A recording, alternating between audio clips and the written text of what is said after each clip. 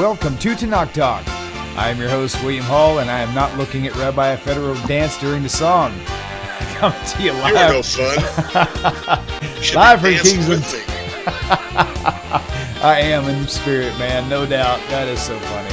You're a crazy man. Love you, dude. You too. Okay, so what do we have? Oh man, this is crazy. Okay, so what do we have tonight? Is TNT episode number 23, if I'm not mistaken. Okay, right? Sounds good. Why not? Yeah, so that'd be cool. We're gonna have fun with it tonight anyway. So as usual. Okay, well, yeah, that was a very lively intro. I should have had you visually dance. Show me your dance again. Go ahead. Here, go ahead. There's no music.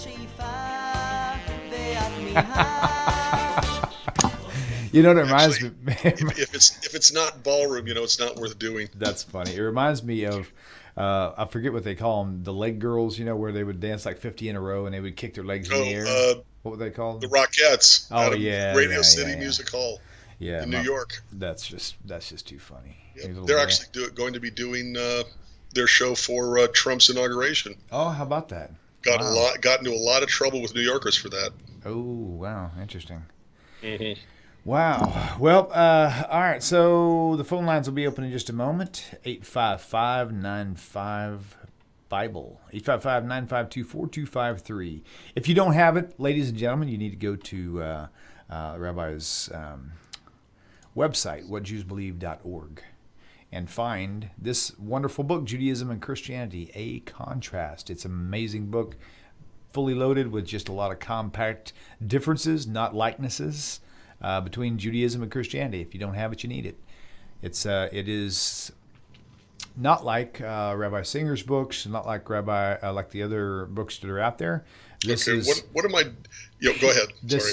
My thought on it is this is purely dedicated to showing the differences and why they are not alike. And right. So there you go. Yeah, too many people spend all their time talking about how we're all alike and we're all the same, and we believe in the same God and everything's the same. Coexist. Hold hands and sing Kumbaya together. The message of coexist seems to be, Well, we can coexist. Just because we don't agree on things doesn't mean we can't exist with each other. Yeah, right, true. As a matter of fact, the greatest reference to that I've ever read was written by John F. Kennedy in the preface to his famous book, Profiles in Courage. And in the introduction or preface or whatever, he talked about, I think that's where I read this. It may have been somewhere else, but he was talking about what happened with Russia and the Cuban Missile Crisis. Okay. And he said that this shows we have fundamental disagreements in how we look at the world, so we better learn to get along in spite of our differences, otherwise we'll destroy the world. Words to that effect. Right. I'm pretty sure it may not have been in the introduction to that book, but it was something that I know he wrote. Right, gotcha. Well, I will say that tolerance is something that I experience more. I experience more tolerance in where we're at now than when I was a Christian and when I was a Messianic. In fact, I had less tolerance as a Messianic than I did even when I was a Christian. As far as because of the whole movement, so to speak, and how it's the fulfilled Jew, the truly fulfilled Jew, so to speak. And so with that mindset, you kind of have this idea that that you're at the top of the food chain and everybody else is secondary to you. And of course, there's not a Messianic that would confess to that, but I know whenever topics came up, whenever I was dealing with other people in general, it was an aroma that was constantly around every conversation I had, not just with me, but with many others as well. You know what I mean? So it's like, of course, saying I don't stink does not change, whether you do or don't. It's just, so. William, you may want to. Yes. Have nothing else to do. Go do a Google search, on George Washington's letter to the TORAH Synagogue. To the TORAH Synagogue. TOURO, the TORAH Synagogue. Okay. One of the oldest synagogues in the Western Hemisphere. Okay, it may be America's oldest synagogue, but look up George Washington's letter to the Jews at TORAH Synagogue in Rhode Island, Newport, Rhode Island. And he writes there, let me find it again. Let's see. It is now no more that toleration is spoken of as if it were the indulgence of one class of people that another enjoyed the exercise of their inherent natural rights. For happily, the government of the United States, which gives to bigotry no sanction, to persecution no assistance, requires only that they who live under its protection should demean themselves as good citizens in giving it on all occasions their effectual support. So here he says it's no longer toleration. It's just people living together. You tolerate a mosquito. Okay, you tolerate, what you can't change but really want to. Right. It's a wonderful letter to the Jews of Newport. Yeah. Anyway. Wow. Interesting. Well, for sure enough. All right. Well, let's. We started something, and I can't find it because I actually kind of reshuffled the studio around. I can't find your book. I was using your. We were going to use your book and actually cover a few topics in it to just to kind of cover some ground. Okay. Of course, by the way, yes, I am on. I do this every week. Tanakh Talk on YouTube, yes. And I don't see it. Okay. Here, let me see. Let me check it out myself. Oh, that's the login page. That's not what I want. I want to go here. Okay, let's see. Let's just see if it's on. If it's not, then I'll have to find out. Hold on. Something is playing on mine. Yeah, it's on. Well, actually, I say it is. I don't know if Then what am I doing wrong? No. Hold on a second. The world order. Hold on, it's not either. The society. That's really weird. You know what I'm wondering? See Hold on a second. I am just kind of curious about one thing, and I'll find out here in just a second. I wonder if the it should be right though. The stream key is. It says Tanakh Talk is streaming live 8 minutes ago, and when I click there, it goes right back to the same page with nothing on it. Let's see, Tanakh Talk Creator Studio. We'll see if it's actually showing up in the YouTube channel window. Then that's really weird. It's actually let's see, live streaming. Yeah, we're on. So I don't know why it's not on the website. That's kind of odd. Let me send. That's a good point. I'm going to send Alicia a message right now and let her know. Because I was talking with her earlier today, Alicia Rosenkrantz. She's the one who designed the website. So let me just send her a message real quick. But anyway, so I want to go over some of the topics in your book again. Oh, sure. And do you have a copy of it next to you? I think I've got mine sitting on another book. Yep, there you go. Okay, so run through. I tell you, why don't you pick out something that's a really beautiful book, by the way. Wonderful, yes, I wonderful. know. Thank you.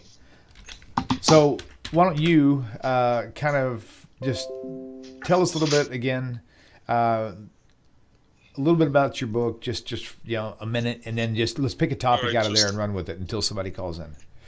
All right. Well, basically, my book was written because there was just so much going on that tried to make Judaism and Christianity look all alike. I may have been a little tongue-in-cheek earlier tonight, but seriously, right? The secular community, the community that doesn't like any religion, wants to be able to portray all religions as the same, and we're not. Right. We don't believe in the same things. We believe in diametrically opposite things, things that are incompatible with each other, diametrically opposed to each other, and they'll never be reconciled. They can't be. You can't believe in opposite things at the same time. Right. Yeah. So you take a look at the liberal Jewish community, liberal Christian community. Okay, they want to see everything as all alike because they want to be able to hold hands and sing Kumbaya together. So in order to do that, they ignore differences. Okay, if you take a look at the conservative community, the Jewish community, they don't want to talk about differences between Judaism and Christianity either because they're afraid of losing the support for Israel by the evangelical Christian community. So they wind up gagging themselves and not speaking about differences between Judaism and Christianity because they're afraid of losing that support for Israel. Right. Okay. No. In other words, nobody's going to like my book except the people who are interested in finding out about the differences between Judaism and Christianity. So, in a nutshell, that's why I wrote it, because there's just so much about how we're all alike, and we're not all alike. Right, right. And in my personal opinion, we do not worship the same God. Right. You know, you can't, what's the word? You can't rationalize a trinity to monotheism. You can't see God as God's ultimate, number one, most important characteristic as love. At the same time, you see God's most important characteristic as justice. It's just, they're incompatible, diametrically opposite in the many ways. And what's the word? Irreconcilable differences. So that's why I wrote the book. Interesting. Yes. So, all right. Before you go there, let me play this real fast. Okay. Hi, William. It's Michael Faircloth. Hi. I was going to ask Rabbi if he knew about that article that I sent you last night. That has to do with Rabbi's video from a couple of years ago, I guess with Jason from Spiritual Babies, The Truth of the Birth of Jesus. Right. I was going to ask him if he had seen that article or that Facebook group, or if he knows anything about it. Thank you. Bye. Okay. Michael, did you send it to me? No, that was a voice message. I just saw a YouTube message where he called in. I don't know why I didn't hear it ring in, but I didn't hear it ring in. Did he email me with it or just? I think he sent it to me. Do you want me to open it up? Yes, or send it to me. Okay, let me just open it up and I'll copy you on Facebook message. That way you can read it off the screen. Okay, let me see here. Yeah, forgive me, I'm still coughing a lot. I'm trying to turn the volume down when I do that, but let's see. Gmail. Okay, Michael, thank you for that. I'm looking again. Oh, you know what? I bet you sent it to the right place, which is TanochTalkQuestions@gmail.com. Okay, I don't think I got it from him. Okay, let's see what we got here. By the way, I have no problem if you cut me off so we can take a caller. Okay, good deal. Good deal. Okay, let's see. Well, I don't actually see the email now. Michael, go ahead and copy. Why don't you put just if you can copy, put something. Either call in again. I don't know why the phone didn't ring out loud. I can actually hear everything else, but put it on the YouTube chat if you don't mind. If you've got a direct question regarding a specific thing. William, I'm not getting the Tanakh Talk on YouTube yet. Well, I'm actually on the YouTube channel right now. There's actually 12 people watching, so it's there. You just gotta find it. Same routine. Tanakh Talk. Go to the channel, not a certain video, and it should be the very top thing, the live stream. Okay, actually, you know what, Michael? I think it's actually not in my email. I think it was on a Facebook message. Yeah, there it is right there. Okay, here we go. All right, let's see. Rabbi Federow is mentioned in this lunacy. Oh, well, yeah. I am lunatic, so you know. The refiner's fire, isn't that very what's her evangelical name? Christian missionary? Yes. Yeah. What's the name of it's a lady, right? Yes, but I can't remember her name. So. Oh my gosh. Yeah, she's what's the word? Unfriended and blocked so many people that you and I both know, right? Because they were getting on her comment page or whatever, right? And she couldn't combat it, so it's easier to just block them. Yeah, I think she had the 365 prophecies it fulfilled, could have been. Whatever. That's probably the same lady.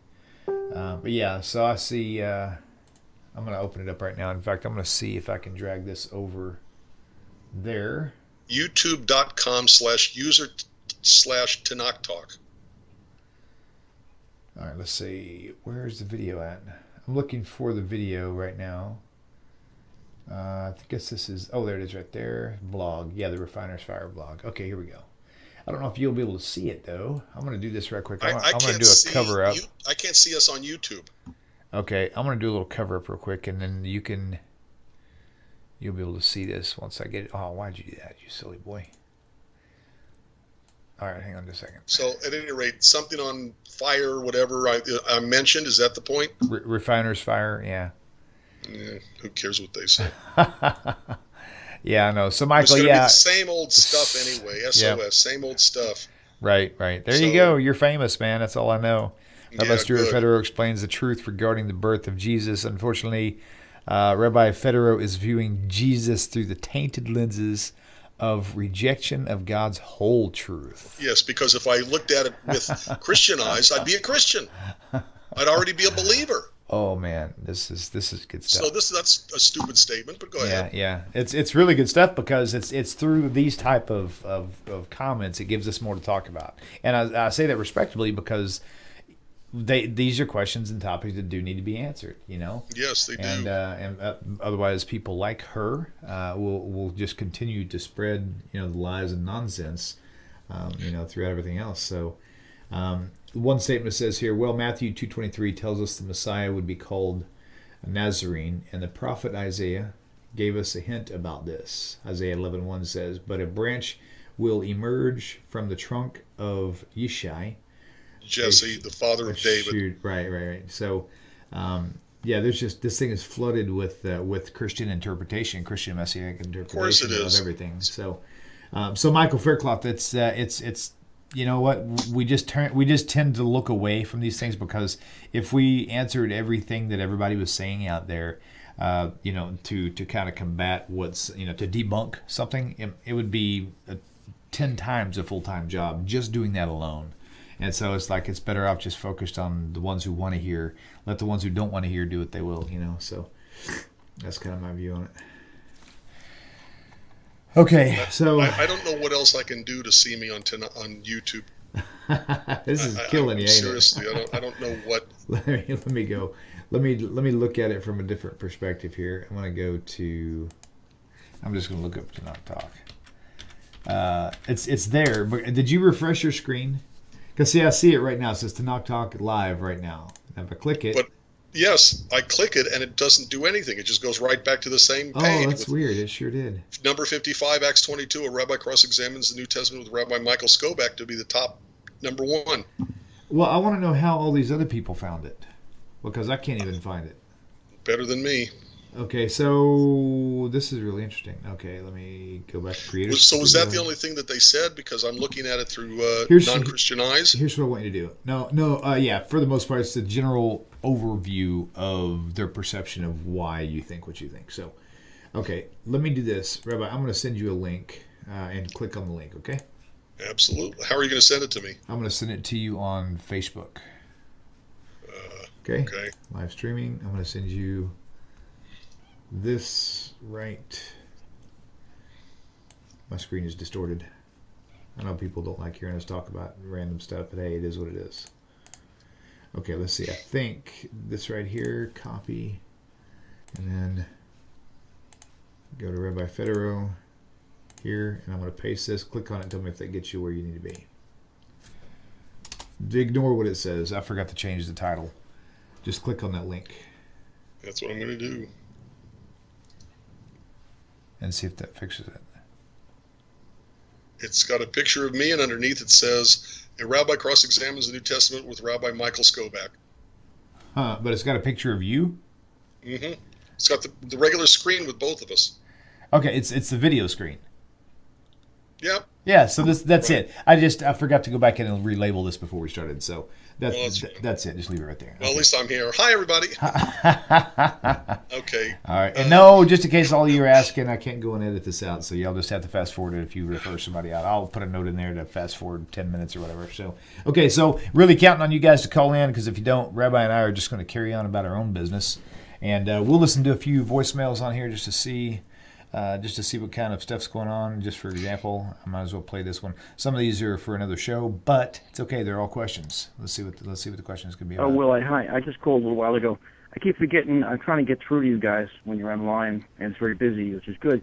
But one thing I mentioned once before, I got through, but I got cut off, was I'm not sure if you're familiar with the NIV, New International Version, and this. Oh yeah, I'm yeah. Phone call. There we go.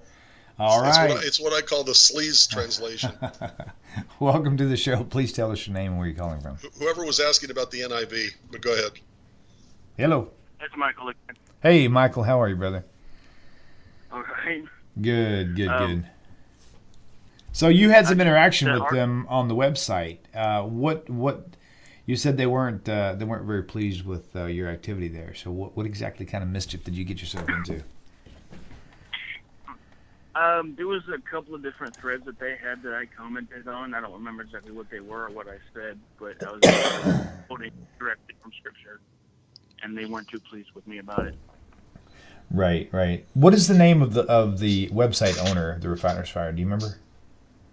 The Facebook page is called Countering the Counter Missionaries. Yeah, Right. I love that. That's funny because I used to be one of those people who countered the counter missionaries. One of my favorite arguments was the death of King David's son. If God didn't want bloodshed, then why did he make David pay with the life of his son? I used to use that. I mean, I kind of created that argument and argued that with Rabbi Eli Cohen, and then it wasn't. But maybe 6 months later, I left the Messianic movement. So it's interesting, you know. I mean, until your eyes are open, you just can't see it, you know. It's unfortunate.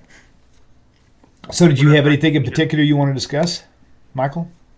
Well, what I thought was funny on that article from the Refiner's Fire or whatever it's called, they say that Rabbi doesn't have the whole truth or whatever. And it's like, well, they reject Talmud. If they had the whole truth, they'd have Talmud. They also reject the Book of Mormon. I mean, all these little like, quote-unquote Christian deviations, they reject all of those. I mean, how do you know that's not the whole truth? Sure. But they think they have, Exactly. you know, they think they have it locked on. Michael, the thing from my perspective is that if something is clear, anybody who is a believer and anybody who is not a believer should still see the same thing in the text. If I have to be a Christian to see Christianity in the text of my Hebrew scriptures, that means it's not inherently there. When Paul writes that there's a veil before our mind which is only taken away when we accept Jesus, it means it's not an inherent part of the text. You have to be a Christian to see it there. Right. And So when she says, well, he's not seeing the whole picture, yeah, if I did see the whole picture from their perspective, it'd make me a Christian. You know what's funny too is they say, you know, the message, they always go on this one. Well, the message is so easy to understand, a child can get it, right? And this is one thing they have said to me a few times since I left the Christian movement altogether as well. And I'm thinking, you know what? I have 2 young children. They read the Old Testament themselves, and they didn't come up with Jesus anywhere, you know? So if the message is so easy for a child to understand it, right, then shouldn't they have gotten it? If that's the case, and taking that a step further, shouldn't an adult who has been more studied and more educated in life and experiences be able to get it 10 times faster than a child could? But if you give a child that's never known anything about the Bible, a child of, you know, reading age, whatever, and comprehension age, and give them the Old Testament and have them read through it and let them tell you what they got out of it, you will never get Jesus out of that, ever. The way I always word it is that if a Martian lands on the Earth and goes to a hotel, checks into a hotel and starts reading the Gideon Bible, if he reads it from the beginning to the end, when he gets to the Christian New Testament, he's going to be very puzzled because it won't add up. Right. But if he starts in the, you know, near the end with the New Testament and then goes back to the beginning, then it might make sense because he's looking at the Hebrew scriptures purely from the perspective of Christianity. Right. Yep. And that's how most pastors teach too. Sure. Yeah, absolutely. It's unfortunate, like I said, but it's, you know, it's kind of the way it is. They've got to protect their flock. And I get that. I totally understand that. And so they literally would do anything that they can to do it, even if it means making things up or lying about it, you know. Unfortunate. Hi, Tennille. Wally, good to see you. Hallelujah. Good to see you. John Annan, Southern Kingdom of... Okay. John Anon says the Southern... I may have missed something here. Hold on, let me make sure. Oh, Michael, thank you so much for calling in, man. Did we cover everything that you were wanting to talk about? Yeah, I just wanted to, you know, clarify a couple things, but yeah. Okay, cool, man. Well, thanks for calling in. I appreciate it. All right. Okay, take care. Bye.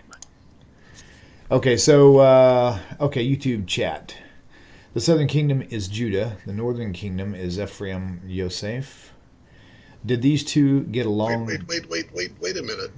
The southern kingdom is Judah, Right. but the northern kingdom wasn't just Ephraim and Joseph. Right. The Right. northern I think kingdom, he's saying that they were part of it because the southern kingdom was Judah and Benjamin. So all the other tribes were north.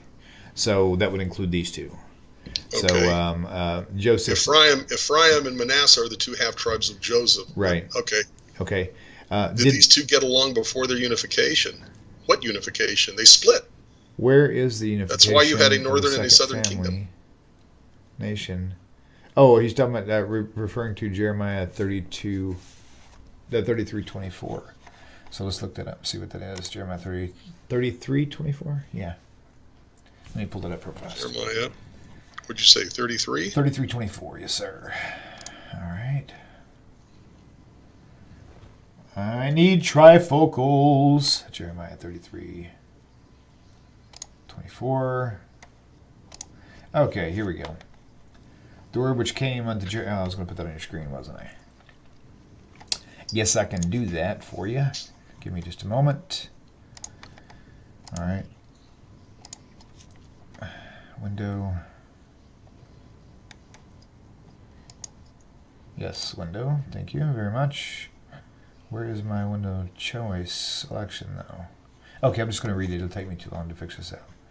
Okay, so 33:24. Right. I'm on 34. Oh, no, that's right. Okay, consider thou not what this people have spoken, saying, the two families which the Lord hath chosen, he hath even cast them off. Thus they have despised. Thus they have despised my people, that they should be no more a nation before them. So I don't understand the unification, because this is saying the unification is in the future. The unification is part of what the like Jeremiah 31:27 through 35 is speaking of. It's a future tense. It's a Messianic days kind of thing. Yeah, gotcha. 20, where to go? It's 27. Behold, the days come, saith the Eternal, that I will sow the house of Israel with the house of Judah, with the seed of man and with the seed of beast. It hasn't happened yet. Okay. Behold, the days come, which is exactly what you have in 31. Behold, the days come, saith the Eternal, shows that this is in the future, not during the days of Jeremiah. Okay. So I don't think in 33, and what else did he say? Ezekiel's, wait, now where'd you go? Ezekiel 37 are Messianic. That's why we call the 10 tribes of the Northern Kingdom the 10 lost tribes, right? Because they haven't been reunified with the Southern Kingdom yet. That's why in Jeremiah, when God is talking about sowing the house of Israel, the house of Judah, or later in verse 31. Or 31, behold, the days come, saith the Eternal, that I will make a new covenant with the house of Israel and with the house of Judah. It means that the northern and southern kingdoms have been reunited. Up until this point, they haven't been. Right, gotcha. So I'm not quite clear on... yeah, that's okay. Do these two get along before their unification? Where is the unification? And my answer is unification hasn't happened yet. All right, let's go back to your book. And the reason, by the way, just one more thing. The reason why they didn't get along is because that's why they split. Or more accurately, what shows that they did not get along is that they split. Okay, gotcha. John, I wish I understood your question a little better. That will work. Okay, so let's go back to your book. Yes. Somewhere, I think around chapter...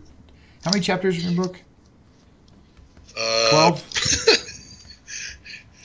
15. 15, okay. Somewhere around chapter 7 or 8 or 6 or 7 or 8 or 9 is where I kind of got hung up at, and we were going to just touch on those topics. If you don't mind. No, it's fine. Can you just give me the titles on those real fast?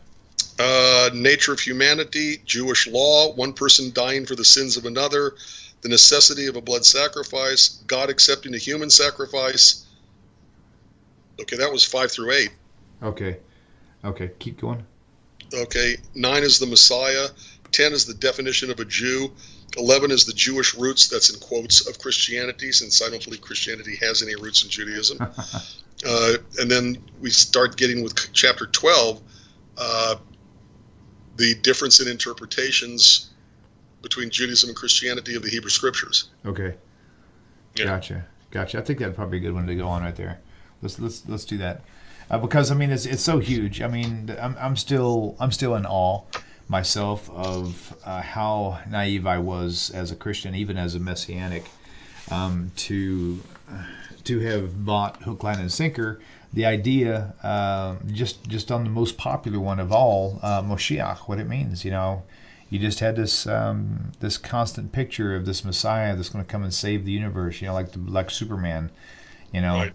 and it's like that's just not what it means. It's not what it is. So I'll let you kind of lead this little dance, and we'll kind of follow you along. Tell us a little Only bit. if it's a ballroom dance, like I said earlier. As long as the girls are there. What the Rockettes? There you go. That wasn't ballroom, but okay. Oh, it's not, I don't know dancing. That's All right. funny. Okay, so yeah. I am under the impression we've done this before, but the term Messiah. Oh, we have. Yeah. But if you don't mind, I want to go in line. Just real quick then. We'll Yeah. cover it quickly, hopefully, but people will call in. Yes. But by the way, the telephone number is not on your screen. It's on a timer. I had it up there and it went away. Let me put it back up. Actually, let me Okay. change the time on it first. All right. So at any rate, the word Messiah comes from the Hebrew word Mashiach, which means anointed. Anointed means picked by God for specific tasks to do in the real world, the world that you and I see, through our own senses. We can perceive through our own senses. So wait a minute. Are you telling me that Messiah does not mean someone is going to come and just rescue all humankind by the supernatural power of the Venus egg? That's the distinction between Judaism and Christianity, how we and how they define those tasks that the Messiah is supposed to do. Right. And the way they define it is unbiblical.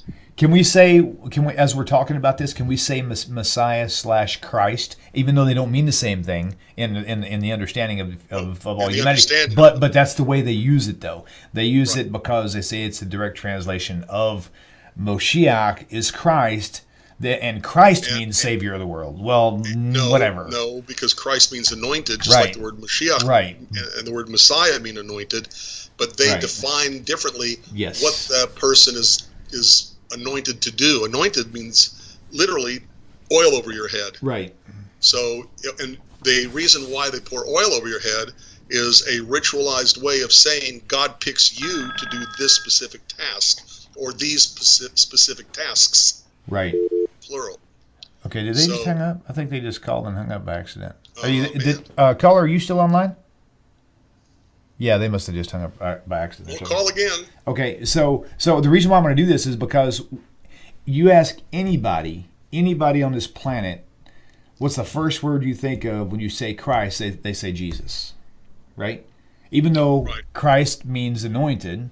Now you ask anybody, the first word they come up with when you say the word anointed, you won't get Jesus. They may even rattle off a prophet. They might rattle off something else, or maybe they will say Jesus, but it all changes when you change from Christ to anointed, or Christ to the proper use of that. So it's really a vision of an image that needs to be completely destroyed. That the Christ. Well, it's not going to be destroyed. It's just going to be a disagreement. This yes. is why, I totally agree. Right.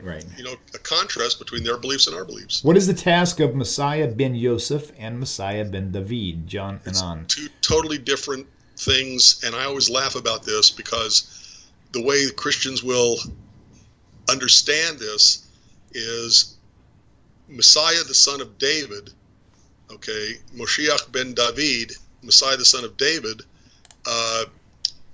is the understanding of what the Messiah is and who he's supposed to be, and he's a descendant of King David. That's what the Ben David, the son of David, means, a descendant of King David. So that's a specific man whose name was David, who was king over Israel, right? Approximately 3,000 years ago. But all of a sudden, when they see Messiah, the son of Joseph, Moshiach ben Yosef, They think Mary. okay, they think it's the Messiah, the son of anybody whose name was Joe. Right. So if your name was Joe, then if you had a son, he could be the Messiah, the son of David, the son of Joseph, because your name was Joe. Hi, Joe. And I always laugh at that because they're missing the point that the Messiah, the son of Joseph, means Joseph, the son of Jacob, the son of Isaac, the son of Abraham. Right. It's specific. Okay.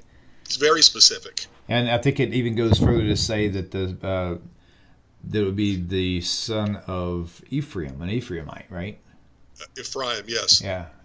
Okay. But because Joseph, as in the husband of Mary, okay, which is a topic in and of itself, because the Christian New Testament text never says that Joseph was the father of Jesus. It says in one text, Joseph, the husband of Mary, and of Mary was Jesus born, was Christ born. Okay, and the other gospel that has a lineage in it, which is Luke and Matthew, the two that has it in it, it'll say that Joseph, as was supposed, was the father of Jesus. Okay, as was supposed mean you may think that Joseph was the father of Jesus, but he really wasn't the father, because we know the whole story of the miracle birth, and Joseph's father was God. Okay, so when they talk about Messiah, the son of Joseph, and Jesus' daddy was named Joe, it must be him. Right. That's not how it works. Right. The interesting thing, by the way, John, is that the Messiah, the son of Joseph, and the idea of the Messiah, the son of David, are rabbinic ideas. They come from Judaism. So you have to go to the sources of Judaism to find out what are they talking about. And if you actually go to the Jewish text and read it, okay, what it says is that the Messiah, the son of Joseph, and the Messiah, the son of David, live at exactly the same time period, that they are both involved in the war of good against evil, okay, the war of Gog and Magog, which, by the way, in Judaism is a human war where the good humans are fighting evil humans. There's no interference. There's no angels coming down from heaven to fight devils from hell. Okay, that's not Judaism's view of this war. So what happens is, according to the rabbinic texts, is the Messiah, the son of Joseph, dies in battle, and the Messiah, the son of David, okay, it resurrects him. Right. The Messiah, the son of Joseph, is the first person resurrected by the Messiah, the son of David. And then the other problem with this, by the way, which never ceases to amaze me that they kind of miss, is if you pick up the New Testament and read it, except for a reference or references of Jesus's daddy supposed to have been God, but also Joseph, every single thing in the Christian New Testament paints Jesus as not being the Messiah, the son of Joseph, but rather the Messiah, the son of David. That's a really good point. I never thought about that. That's so true. They don't try to make him look like the son of Joseph. That's very true. Messiah, the son of Joseph. Interesting. His lineage is always through Judah. Yep. His lineage is always through King. To go back to King David, who was not the son of Joseph. Okay, descendant of Joseph. I mean, the whole point of the New Testament Gospels of Matthew 1 and Luke 3, the genealogies, is to prove that he's a descendant of David, not from the tribe of Joseph, either Ephraim or Manasseh. Right. So, oops, there again. That's funny. Yeah, that's good. And I was thinking, just to double back, I don't know anybody who... by the way, John also adds, I agree the Messiah, the son of David, and Joseph rule on earth and are not Jesus, but it's not Joseph who rules. It's only the descendants of King David who are allowed to rule even as the Messiah. Right. So. Right, gotcha. At any rate. Gotcha. Well, so what I was going to say earlier, and I kind of dropped the ball, was regarding the use of the term Christ, and Mashiach. Technically speaking, they're supposed to be the same definition, but you won't ever hear anybody if I say, was David, like King David, was he Christ? And they would say, my God, no, heck no, he wasn't Christ. But wait, what do you mean? Wasn't he Mashiach? Wasn't he a form of Mashiach? Was he anointed for a purpose? Right? Yeah. But so there's such a shock with that term Christ that it really, I think every time we talk about Mashiach, we need to say Christ just to kind of wake people up. You know what I mean?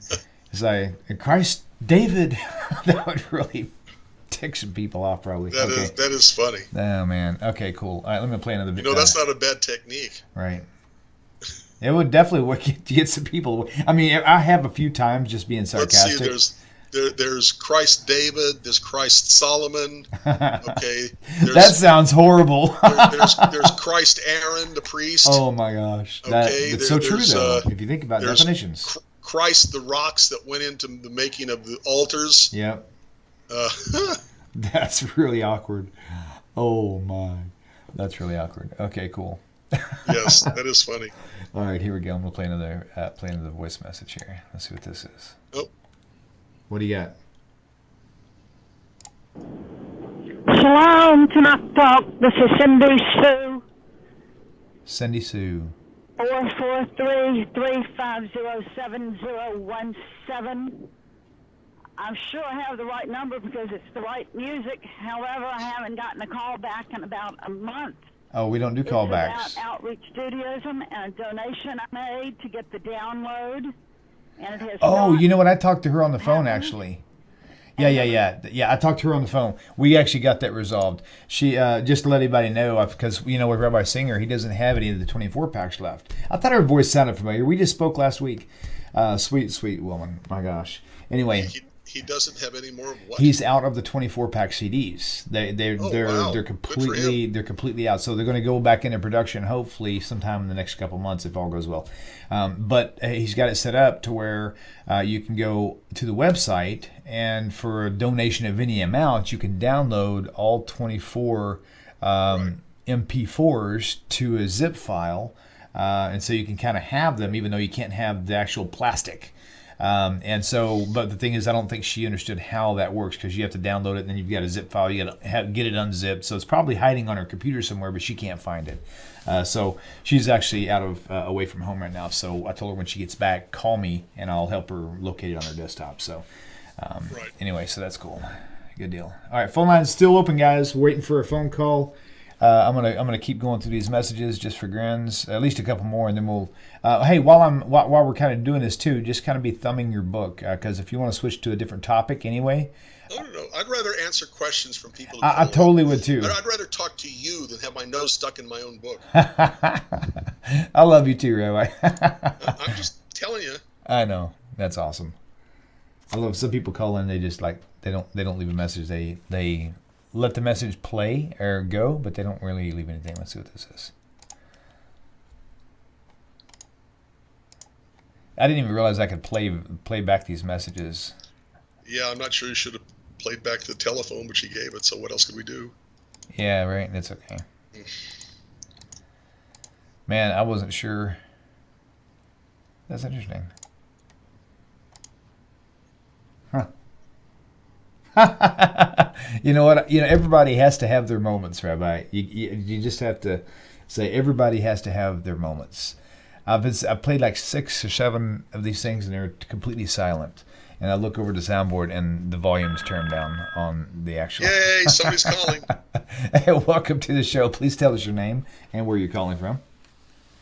Hello, this is Kelsey Gramoric from Hi. Rico Junction, Ohio. Hi, Hello. how are you? Welcome to the show. Do you have a question? I'm okay. Good.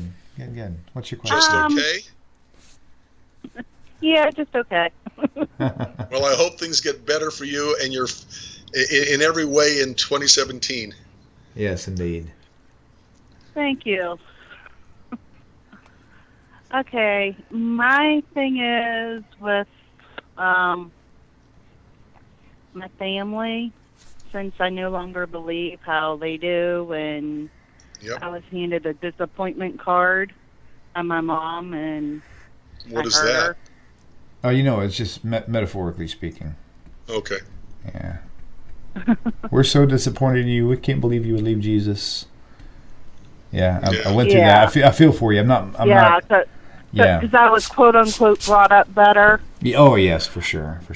We raised you better than that. See that shows you that they're taking this as a personal insult to them. Right. That the issue isn't theology.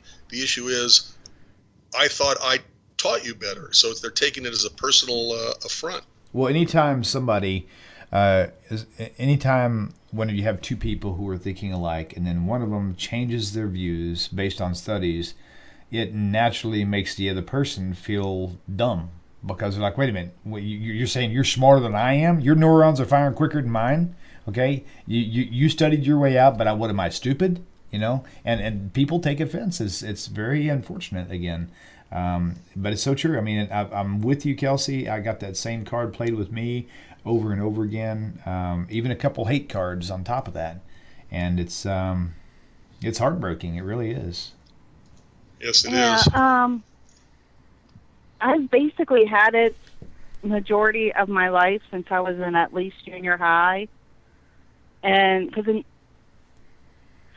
I actually got an NIV, and it actually had all of these like little reference scriptures. So I was looking every single one of them up, and the irony is my church was always about you got to keep things within context. So when I put the reference scriptures within context, it wasn't saying anything about what they were claiming it was saying Right. about. Yep, And when I that's questioned, exactly right. and when I questioned them about it, it's like, who do you think you are? Right. Yeah. And they nearly took my head off. Yeah.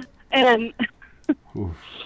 and then my family's like, stop rocking the boat. Stop asking all of these questions. It's like, well, the more I read, the more I have questions. And how am I supposed to learn if I don't ask questions? Have you seen that movie? That's why we asked you to come to this show and ask us the questions. If we can't answer them, we'll find out the answer for you. There you go. You know, it reminds me of the movie The Matrix. It really does.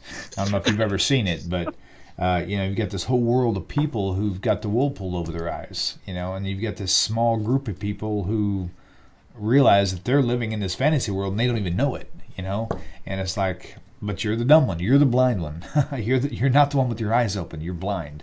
What's really amazing to me is, for a person who has seen what's behind door number 1 and what's behind door number 2 and what's behind door number 3, and they've seen all of these and they chose door number 3, which is, well, I'm just going to use that for Judaism, right? Because they've already seen the other stuff, right? They've made an intellectual choice to choose Judaism. You take another person who's a Christian who has only seen what's behind door number 1. Door number 2, they've never even explored. Door number 3, they stay away from, come hell or high water. Yet their accusation is that we're the ones that are blind when we're the ones who have actually seen more than they have. And we've studied more than they have. And it's just completely counterintuitive. It just blows my mind. Absolutely blows my mind. Yeah, and I think it was sometime during the early 90s, I remember reading my Bible, and it was the prophets, and it completely made sense to me. It's like, okay, the redemption is basically for the Jews. This is about Jews in Israel, not about me. And I was kind of depressed. I almost gave up on religion completely. Okay, this actually is going to be a really good topic. In Jeremiah, I guess it's Jeremiah 31 somewhere. I'm guessing. I'll look it up in a minute. It says that God there will be a new covenant. It'll be with the house of Israel and the house of Judah, or however that reads, right? So it doesn't say anything about with the Gentiles at all. And that's the prophecy. Mm-hmm. There isn't a later prophecy that clarifies, oops, we forgot one. That's the prophecy right there. And so it's really interesting to see how it all unfolds. That's why it's so important to be open to listening to what the oral Torah says about this stuff, because there's a lot of great information, So, Yeah, fortunately, because where I am now, I'm like, okay, there is a spot for me now. It's not so scary. yes, I don't have to believe this Trinity garbage anymore. right. Because that always bothered me. It always confused me. It's like, okay, we're not supposed to have any gods before, and we're not supposed to have idols, but yet, Yeah, right. That's true. you ask that question, yeah, get your head knocked off again. It's like I was darned if I did and darned if I didn't. Yep, that's true. That's true. The only Trinity I know is Walmart, Kmart, and Target. But that's beside the point. You know? Wait, those are the only what you know? That's the only Trinity I know is Walmart, Kmart, and Target. And they all have good valuables that I really appreciate. So, Okay. anyway. All right. That was a low blow. I get it. I Well, thought it was funny, no matter Kelsey, how low it was. Kelsey, thanks for calling in. That's really cool. I'm really glad you called in. You're welcome. Okay, take care now. Bye-bye. Stay encouraged. Bye-bye. Very true. Very, very true. William, Yep. Until somebody calls in, and if I don't hear them, interrupt me, but John Anon in the comments on the YouTube page, How will David be high priest? yeah, it's just, I'm really not getting what he's saying here. Okay. I think Messiah, the son of David, is representative of the southern kingdom, Judah. Messiah, the son of Joseph, is representative of the northern kingdom. He's not representing them. This is after the unification of the northern and southern kingdom, and northern and southern kingdom have lost their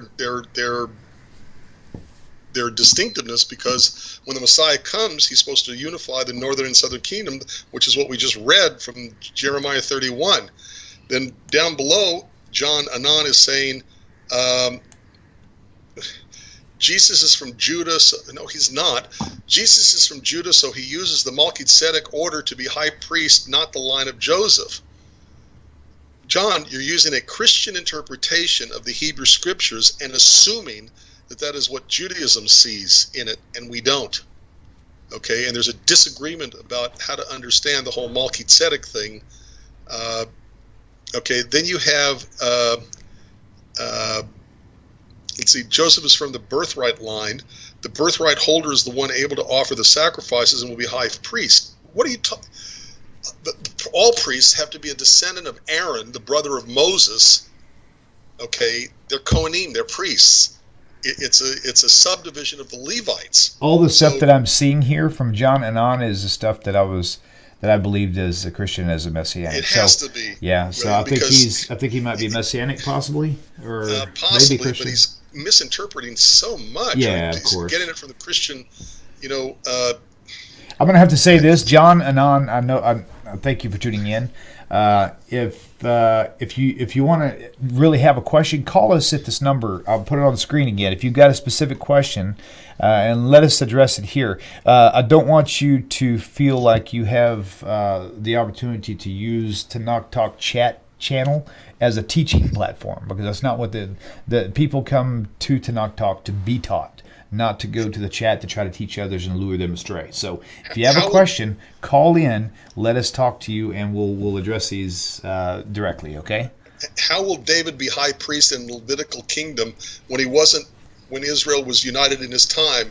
He won't. Joseph, the birthright holder, will be, because 1 Chronicles 5:2 talks about Joseph, Judah being the older brother, but Joseph got the birthright because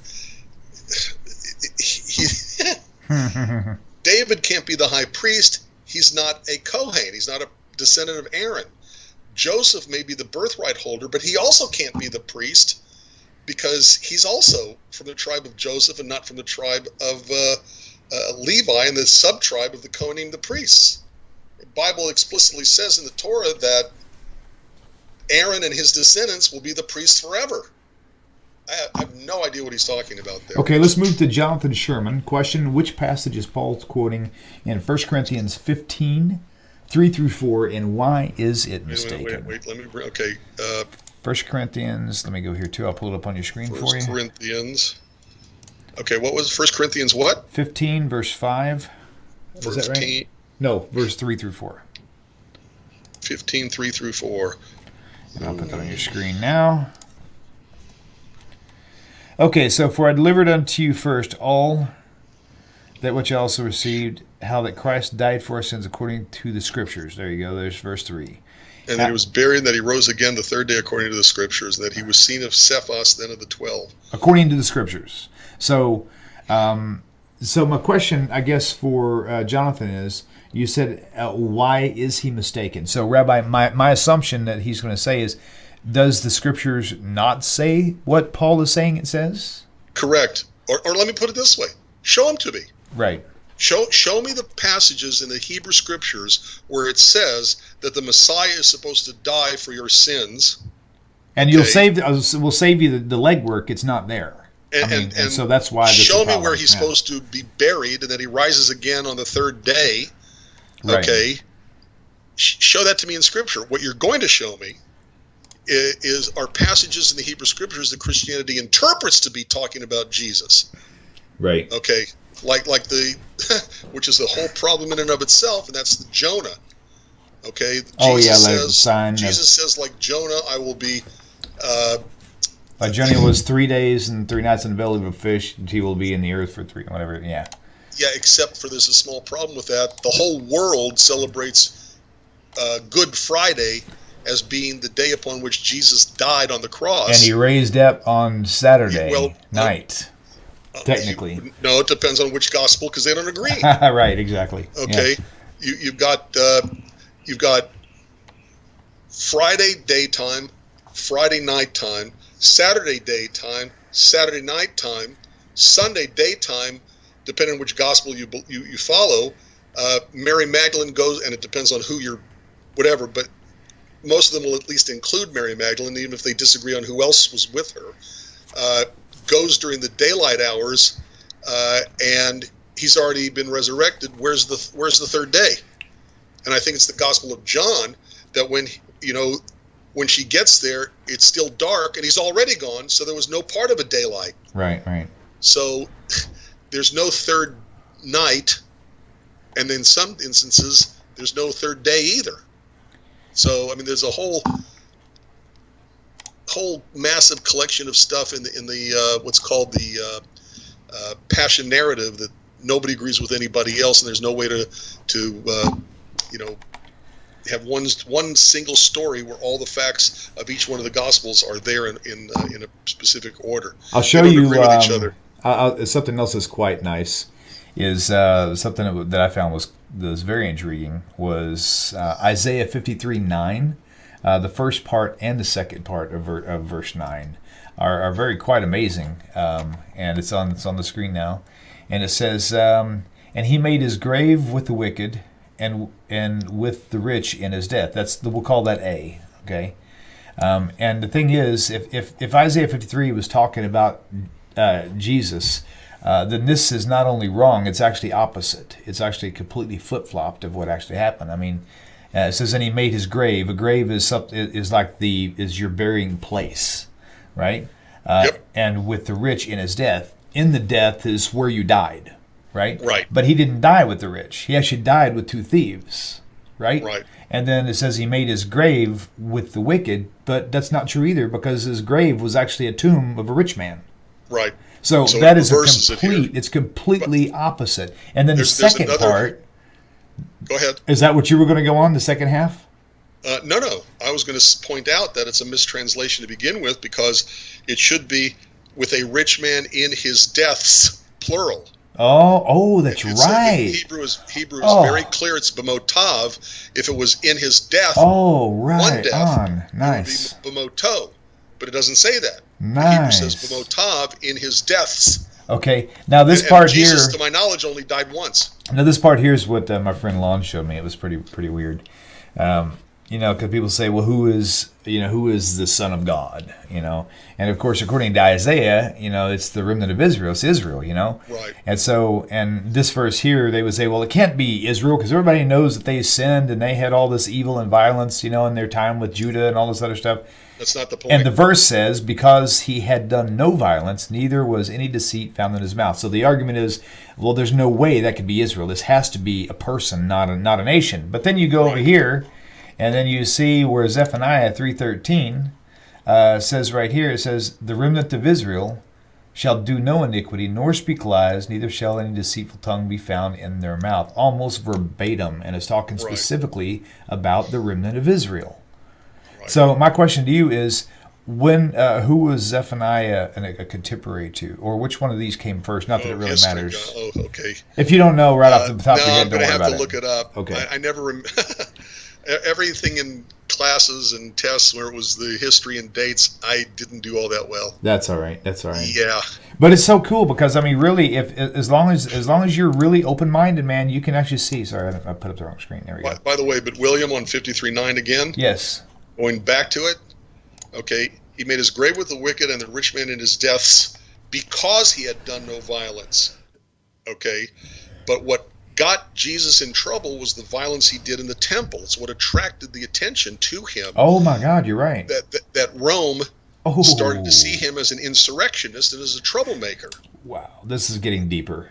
And so, that's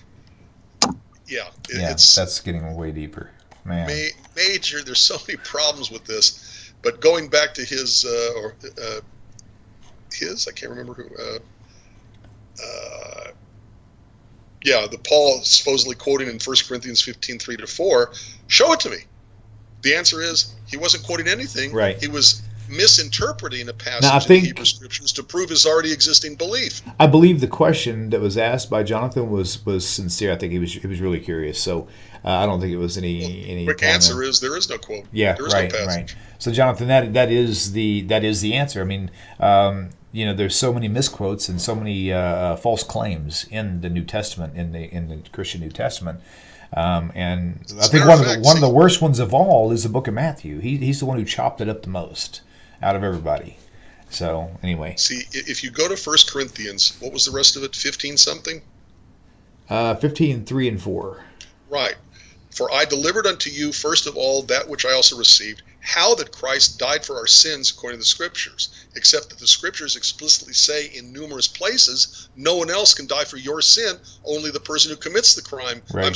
commits the sin, dies for their own sin. And that was even prophetic because it said, "No longer shall a man be put to death." Right, and that's also in Jeremiah chapter 31, verse 30, I believe. Right. So that was like that was the final word. It wasn't like the first word and then it changed. That was the final word. It's consistent throughout. Yeah, absolutely. You've got the story where Moses goes up to the God, and it's never happened before, but he says, maybe I can, Right.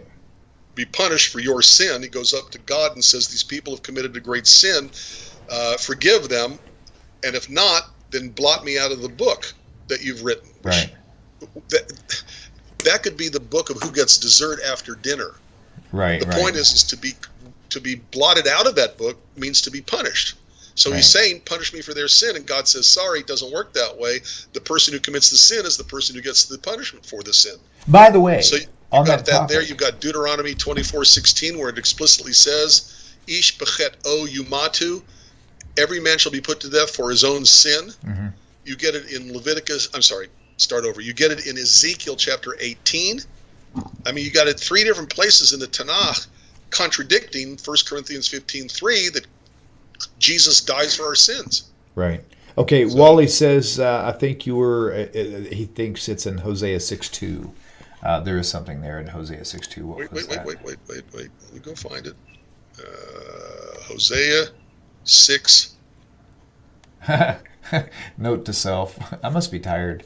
I'm sitting here thumbing through the tabs of the New Testament. I didn't realize because I can't see the screen very well. I'm like, what is that? I can't even tell. That's okay. On my Bible program, I was looking up in the Hebrew where 1 Corinthians was. So I know how you feel. Come and let us return to the eternal, for he is torn and he will heal us. He is smitten and he will bind us up.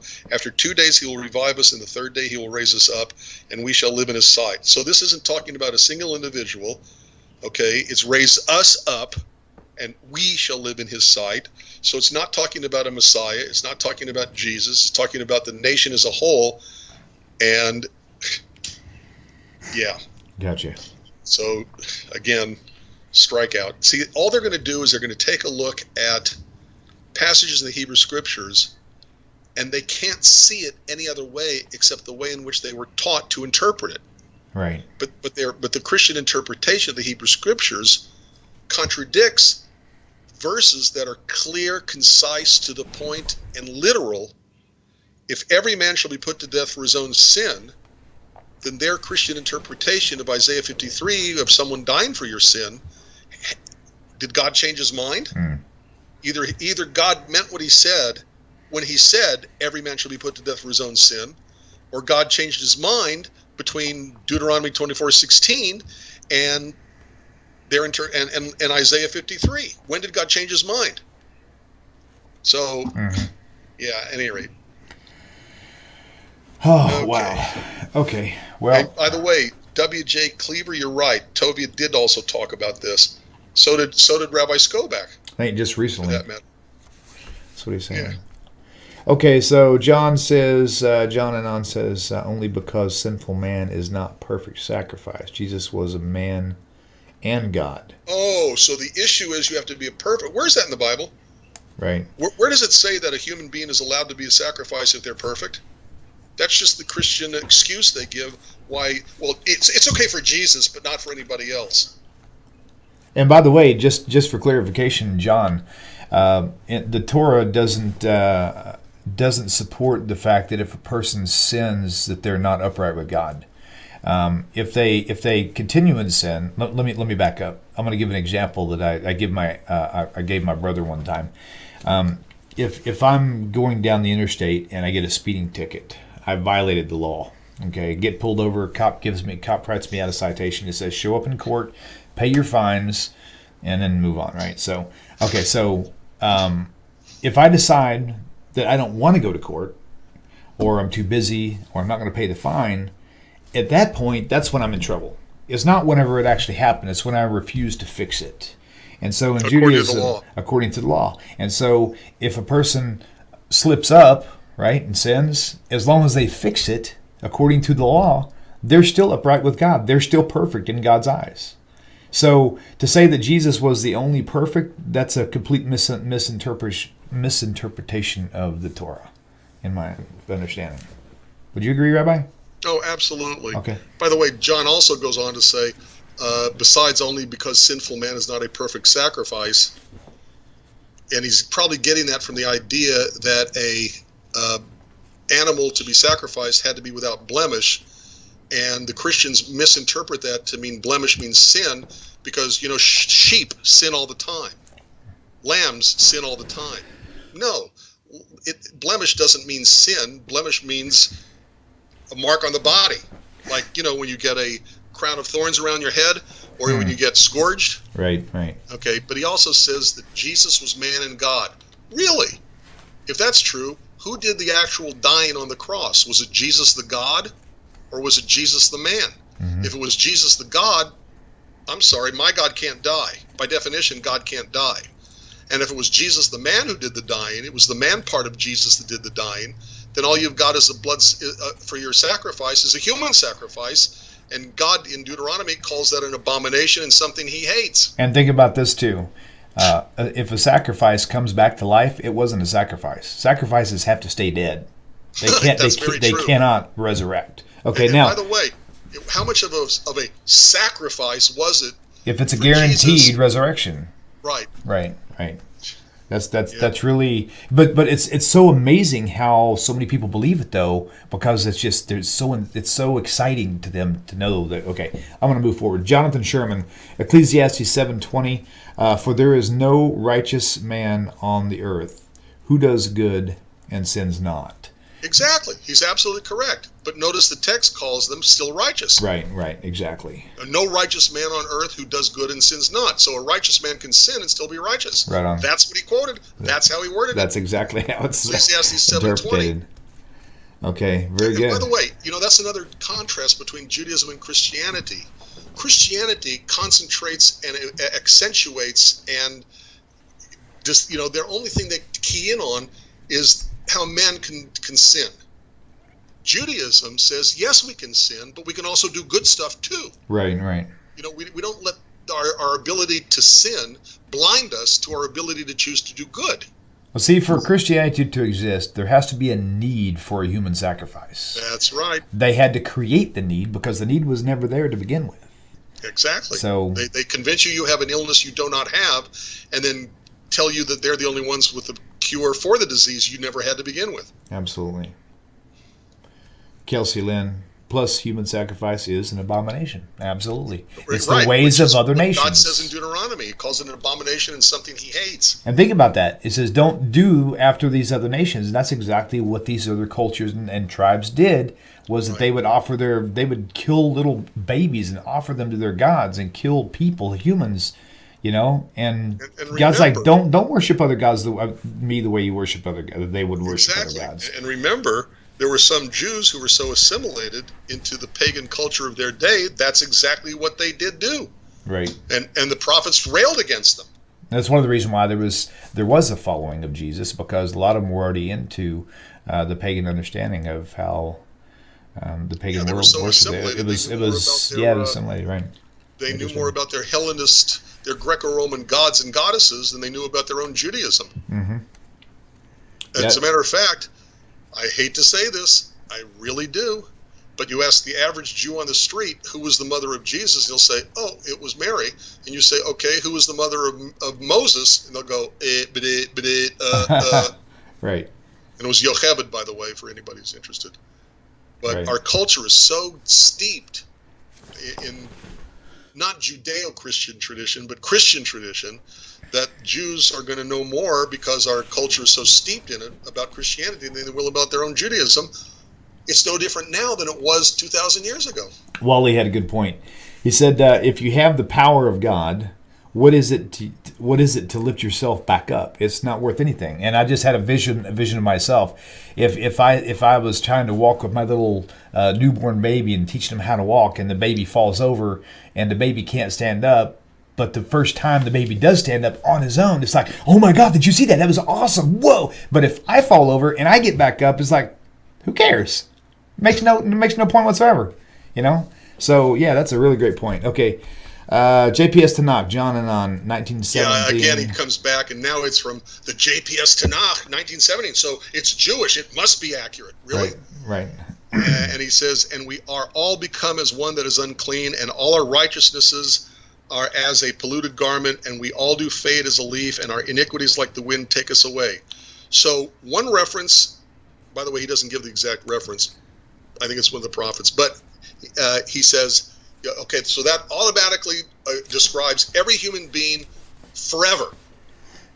Not just at the one point the prophet is decrying the sinfulness of the Jewish people, okay, the people to whom he came to preach, because that's what prophets did from the Bible. They preached to the Jews. He's not talking about that one time, that one day, that one prophet, that one circumstance. He's taking this one verse and he's saying it's true about all human beings all time. And I don't think that's exactly a good use of the Bible. Do you? Really? No. And the whole a lot of people really do like to use this filthy rags argument. Yeah, it's also quoted in the New Testament. Rabbi Signer hit this one out of the park, man. We actually talked about this twice. I'll have to see if I can find it. What did he say? I was hoping to actually find it and play a little snippet of it here, but I don't know exactly where it's at. Oh, it's too bad. Yeah, but I tell you what, man, it's. But John, man, I tell you what, if I really pray, John, that you have an open mind. And if you didn't before you came here, I pray that you will by the time you leave, because I was in the same boat you were in. I was raised Christian. Just letting you know, a lot of people know my testimony, so I'll keep it short. I was raised Christian in a Christian household, basically. So I was Christian for many years, and then I'll lose track now, 6 years ago, I switched to Messianic, where I was a Messianic teacher for a while. And then about 3 years ago, I left that, and now I'm on my path to Judaism. So myself, now Rabbi has never been a Christian. I have been. Most of the people that you see on the YouTube chat were Christian at one point, or at least Messianic, or maybe even both. And we've explored those doors. We've seen door number 1 and door number 2, and we're on door number 3 now. What you're seeing right now is you are on door number 1, and you're just now seeing what's behind door number 2, and you're fighting that, right?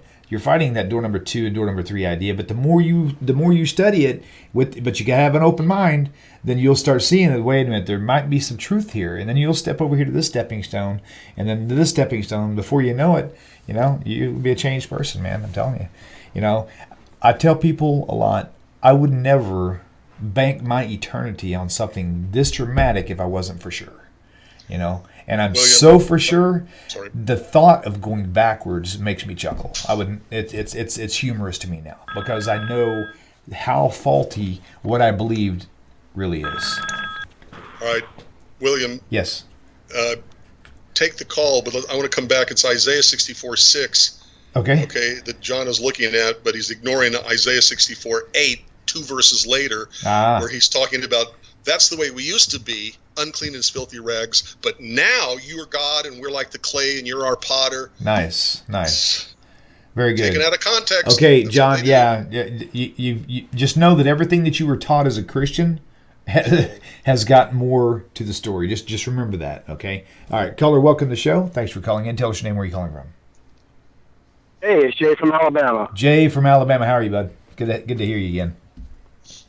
Hey, pretty good. How about Federow? You've been kind enough to answer my emails lately. Do what? He said you've been kind enough to answer his emails lately. Oh, hey. Anybody who emails me, whatjewsbelieve@hotmail.com, I will always try. I'd rather talk to you on the phone because I'm a very slow typist. And most of the time I'm trying to answer emails on my cell phone, which is even more difficult. But email me eventually, no promise on how soon, but you will get an answer. It's the first time I've ever been called a pecker by my wife, and I had no idea what she meant. And I was typing. She said, "You're a 2-finger." Anyway, sorry. Right. A little humor there. Okay, so what's his question? Yeah, I've heard a couple of different opinions on this on a few different websites, JewishLearning.com and stuff like that. The question is, did Abraham pass the test because he was going to sacrifice Isaac, or did he actually fail the test because he was supposed to tell God no? And the answer is both. There are rabbinic responses that say one, and there's rabbinic responses that say the other. Okay, yes, I will say that the vast majority of Jewish commentaries say that Abraham passed the test with flying colors because obedience to God is number one. But the Alter Ger Rebbe in his work Safat Emet says no, he failed. That what God wanted was for him to tell God no. And when he didn't tell God no, God is disappointed. And from the moment that Abraham actually picks up the knife in order to actually kill his son, from that point on, it's only an angel of God who speaks to Abraham. It's as if God is saying, pat him on the head, he thinks he did the right thing, but I'm done with him. So, that's awesome. That's a minority opinion. Mm-hmm. So, people don't understand that one of the dynamics and wonderful dynamics of Judaism is that you can look at the same text and come up with diametrically opposed interpretations, and both are okay, unless you're going to say in your interpretation, see this microphone? This microphone is God. Everybody worship this. As long as it stays within what I would call the framework of Judaism, there's a pretty good freedom to read and interpret and understand what previous generations have thought about our scriptures. Mm-hmm. It doesn't always have to agree with each other. Both can be right, because they're not. Right. Yeah. Getting late. So. Okay. Thank you for calling in, man. I really appreciate it. It's good talking to you again. Okay. Take care. Appreciate you guys. You bet. Okay. One final topic, and we'll end here. This is for John and on again. Okay. Rabbi, so I'll just ask you the question, and you can answer it. What do Jews believe that the Tanakh teaches about hell, and how does it differ from that of the New Testament? Anytime you see any translation of the Hebrew Scriptures that uses the term hell in it, take a nickel, put it in the pages of that edition, and throw it away, because you will have lost exactly 5 cents, because the book itself will be absolutely worthless. Okay, the word hell does not appear. They are mistranslating the word Sheol as hell, and Sheol is merely the place that the soul goes to after death. And if I say the word hell, I'm not thinking of a nice place. Mm-hmm. I'm thinking of a place where a person gets tortured for eternity for whatever. Okay, but the operative term is eternal. Okay, you may remember in give me a second, I'll find it. Judges. Okay, where'd you go? Judges and Judges. Maybe it's First Kings. Okay, at any rate, let's see. I don't know how they pronounce it. Ain Dor. Of course not. You got to know how you're going to pronounce something before I spell something if you're going to want to look it up. Yeah, go for it. What is it?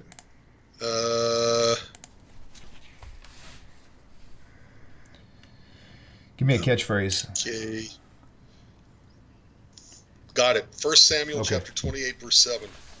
All right. 1 Samuel 28, verse 7. Okay. Okay. Right. Then said Saul to his servant, seek me a woman that has a familiar spirit, that I may go to her and inquire of her. Very good. And his servant said to him, behold, there's a woman that has a familiar spirit at Ain Dor. Saul disguised himself and put on other raiment, and he went, and 2 men went with him, and he came to the woman by night, and he said, I pray thee, divine unto me by familiar spirit, and bring me him up, whom I shall name to you. And the woman said, behold, don't you know that's what Saul has done, how he's made it illegal? Okay, and Saul swears to her by the Lord, saying, as the Lord lives, there will be no punishment happen to you for this thing. Then the woman says, whom shall I bring up? And he said, bring me up Samuel the prophet. And the woman sees Samuel, she cries with a loud voice, and the woman spoke to Saul, why have you deceived me? You are Saul. And the king said to her, don't be afraid. What'd you see? And the woman said unto Saul, I saw gods, is what the King James says, is ascending out of the earth. And he said to her, what form is he of? And she said, an old man comes up, and he is covered with a mantle. And Saul perceived that it was Samuel, and he stooped with his face to the ground, and he bowed himself. Listen to this. This is 1 Samuel 28:15. And Samuel said to Saul, why have you disquieted me to bring me up? If his soul was in a hell, and not merely in a Sheol, but was actually in a hell, don't you think Samuel's first comment to Saul would be, oh, thank you for getting me out of there, even if it's only for a couple of minutes? Yeah, but the argument would be very easy on that one, though, and that is that Samuel was a prophet. He would have not been in hell to begin with. Therefore, the word Sheol can't mean hell. Right. That's my point. Is, oh, I see what you mean. Yeah, that makes sense. Okay. Very well done. Well done. All right. So okay. The Judaism has always had a belief in the afterlife. That is vital to understand. Okay. Okay. And yes, there are paragraphs in the Hebrew Scriptures, okay, Psalms, that Ecclesiastes, that make it sound as if whoever wrote those did not believe in an afterlife. But Judaism, yes, has always believed in an afterlife. Okay, that's one thing. Second of all, we do believe in a punishment in the next life for the sins committed in this, start over. We do believe in a punishment in the next life for the unrepented sins that we've committed in this life. We believe there's a punishment that fits the sin, but we do not believe that the punishment is eternal unless we're talking some really severe stuff. It's exceptionally few instances where Judaism believes the punishment is eternal for them. By and large, the vast majority of people don't get a punishment for eternity. Those are reserved for some very explicit sins. Okay, oh,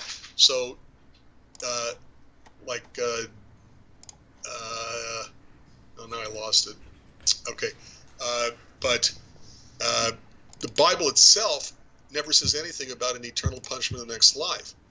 Okay, and there are verses that may sound like it's talking about that until you actually read them and figure out what they're saying. Right. One verse, for example, talks about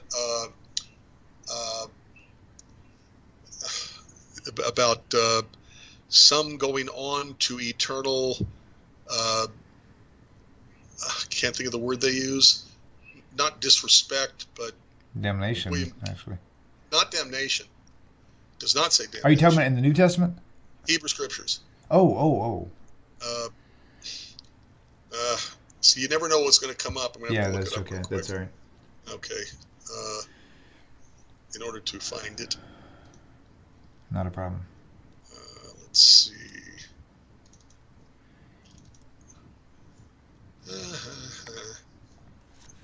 It is okay. You take your time. Yeah, thanks. That's funny. Oh, man. Okay. If I can find it real quick.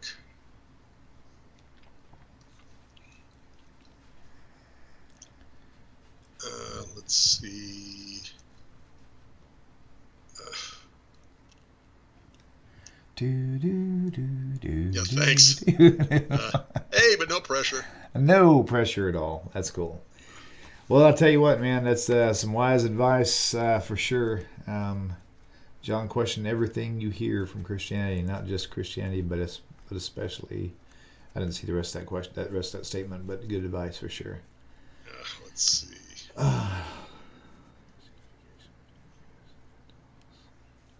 Very good. Well, I'll tell you, I don't want to give the wrong impression. No, you're fine. I don't want to give the wrong impression to any of the viewers. I mean, we definitely welcome any viewer who wants to come and ask questions and stuff. And I don't claim to know every answer to every question. I'd be happy to look it up, and then next week when we're on, or the next time we're on, give you the answer. Very good. Did you find what you were looking for? I'm almost there. Okay, gotcha. Let's see. Another thing, while you're looking that up, back on the Ikeda, the sacrifice of Isaac, so to speak. That was an argument I used to hold all the time, also. But the answer that I came up with eventually was that at the end of the day, God did not allow it. That was the whole point. It's like it could have been a test, whatever the case may be. You might say, well, okay, if you have faith in me, go jump off the building. Well, he doesn't want you to jump off the building. He just wants to see if you'll trust him. But if he said stop, don't do this, he had no intention of letting that happen. So so there's your quick short answer on that. So you said you found it, Rabbi? Yeah, it's Daniel chapter 12, verse 2. And many of them that sleep in the dust of the earth shall awake, some to everlasting life, and some to shame and everlasting contempt. Okay. And where's the hellfire? Dante's Inferno? Isn't that mentioned in there somewhere? No, not where I was reading. Daniel 12, 2, and Hebrew. Let's see.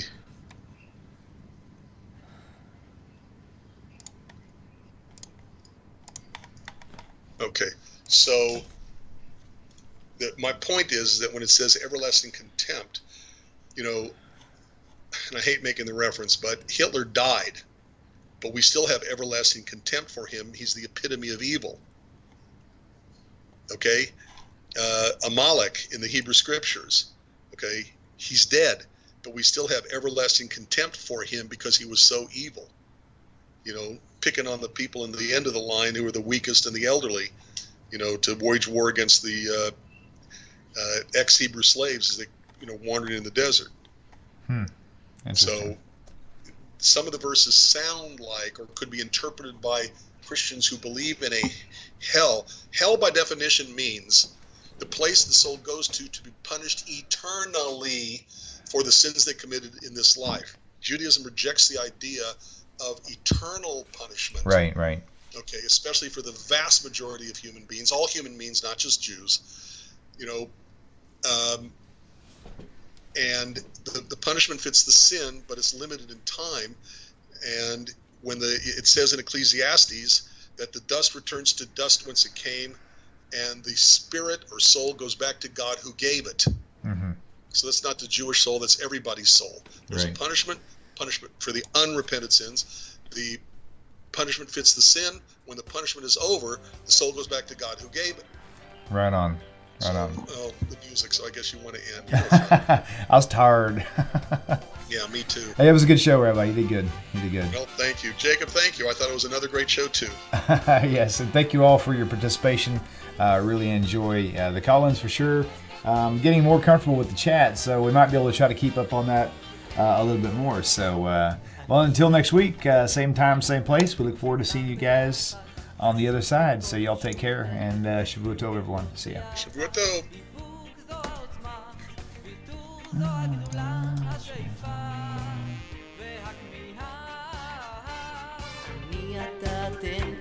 תמיד כולם ביחד, חשוב מכל חשוב והכרחי להיות ביחד. איפוק זו העוצמה, ויתור זו הגדולה, השאיפה